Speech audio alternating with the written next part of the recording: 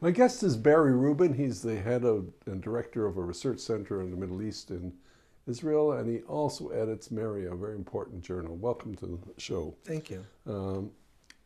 Barry, if I polled our viewers, I think they'd say overwhelmingly that the central issue in the Middle East is the Palestinian-Israeli conflict.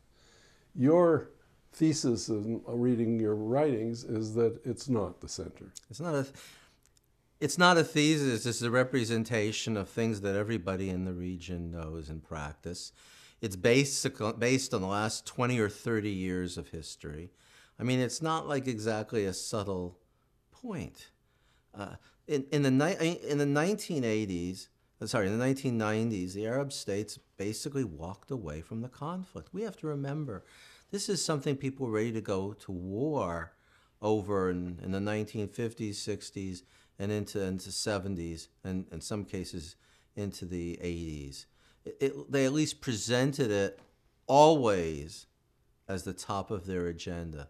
For the last 30 years, this is not the reality. I mean, if you go to Amman in Jordan and you talk to leading people privately, I mean, there's absolutely no sense that this is their main concern. In fact, what their main concern is regarding the issue is they're really nervous that if there's a Palestinian state, it's going to threaten them. So why do you think there's this kind of incongruity? For some very different reasons. One reason is that the regimes and the intellectuals talk about this issue a lot, although a lot less than they used to, because it's a way of keeping control of their own populations and justifying all their shortcomings. So when a Swiss reporter asked the head of a United Arab Emirates think tank, why are there so many problems in the educational institutions in your country? He said, because of Israel. And the reporter was shocked. Because of Israel? Oh, because of Israel, we have the conflict, so we can't. It's like a obsession, and also it serves a use on that side. And in the West, partly because people are out of date, partly because it's all they know about the region, things ranging from, and partly, I'm sorry, I have to finish this, okay. And partly because of political agenda of blaming everything on Israel. Let me suggest what I think is stronger than any of those, and you may disagree, which is their identification and where their hearts are. And where their hearts are seems to dictate what they think is the priority in policies, because their concern is mainly with the Middle East. But the point is that that's not the reality. And the Egyptians, I mean, you know, when you go and you talk to Egyptians and they're frustrated, there's another thing is, when there's an ongoing film or play and you walk in to the middle and you don't know what happened in the earlier scenes, and so the longer term evolution of this story isn't clear to people. But the real answer is today, because people on the left and often far left have a lot of hegemony in the media and intellectual life. And they feel that, on the one hand, that this is a great social justice issue. So to help the poor Palestinians, they make an alliance with either a corrupt regime or a genocidal one that represses Palestinians. And on the other hand, because they want to make an alliance with revolutionary forces in the region. But again, it has nothing to do with the reality, and it's demonstrable. It's a demonstrable one. I have been dealing with this for 35 years, and I have seen these changes. Well, let's look at today then, or recently. You blame, I think, the Palestinians for not making peace, in my reading of your writings. Yes, if we're talking present time, absolutely. And again, if one really goes into it in detail, it's very clear. Let me give you an example, or two examples. You know, you said correctly at the beginning that this is such a big issue and people are obsessed about it. And yet, nobody is looking at in detail what happened during the 1990s peace process era and what was said and what was done. And the fact is that if you read the newspapers and listen to the radio broadcasts and look at the school curricula and look at the speeches of leaders, there was never any attempt made to prepare the Palestinians for compromise.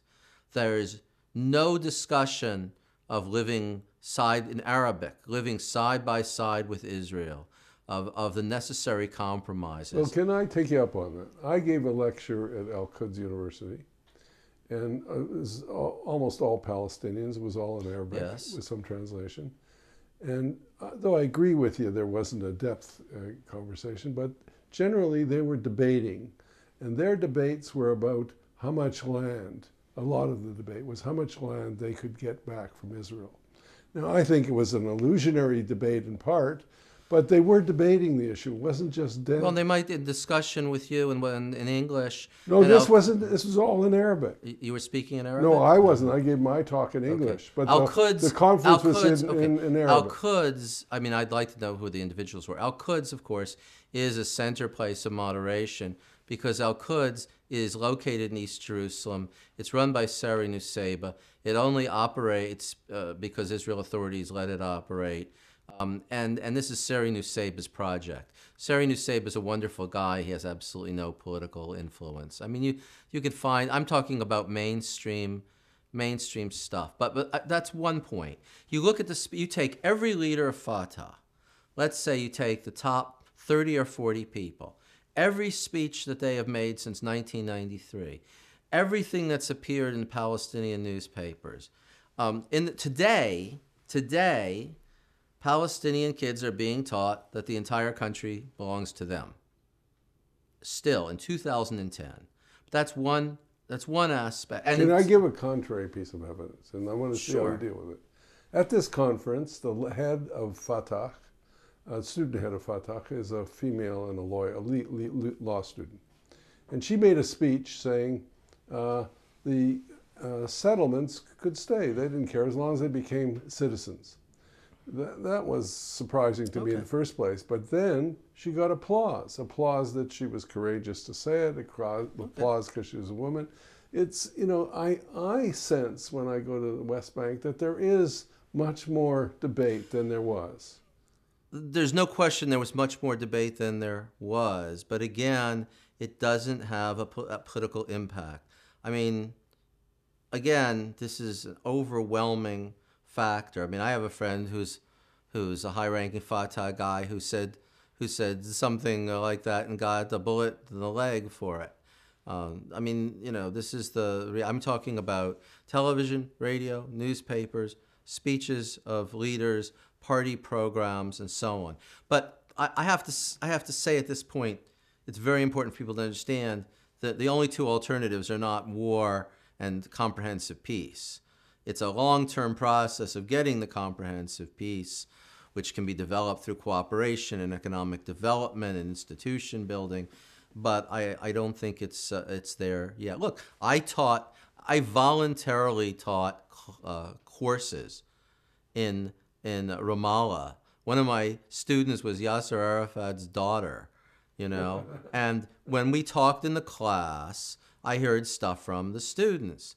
But at the end of the semester, they listed all the stuff on all the courses and all the teachers, and they left my name out because I was an Israeli, and they wouldn't admit the. And we saw, for example, during the peace process years, that the PA told people don't cooperate in any joint projects. So this is the kind of thing that's happened. But you yourself, we'll have to end now, but you yourself have said that things have improved economically, they've improved on the security. So the problem is to actually make an agreement to end the conflict, to set borders, to recognize once and for all Israel, to the idea of resettling Palestinian refugees in a Palestinian state. All of that's beyond reach. Have to understand, nobody virtually except me, and I'm not saying to brag, I regret it, has actually studied the Palestinian leadership and talked about the positions of the different people. And if you look at who's on the Central Committee of Fatah, you see that overwhelmingly they're hardliners. Well, with that line, we're going to have to end and take it up on another issue. Thanks a lot, Barry. I appreciate it.